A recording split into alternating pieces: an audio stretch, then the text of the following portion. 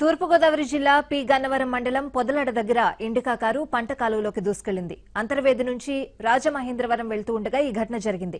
ప్రమాదంలో డ్రైవర్ మృతి చెందాడు. పోలీసులు సంఘటనా స్థలానికి చేరుకుని కారును బయటకు తీశారు. కేసు నమోదు చేసుకుని దర్యాప్తు చేపట్టారు.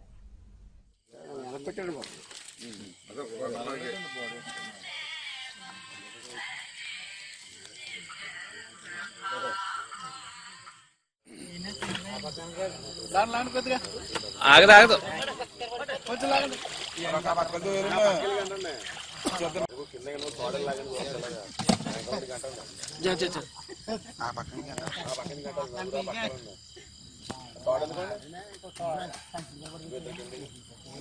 చిన్న తాడైతే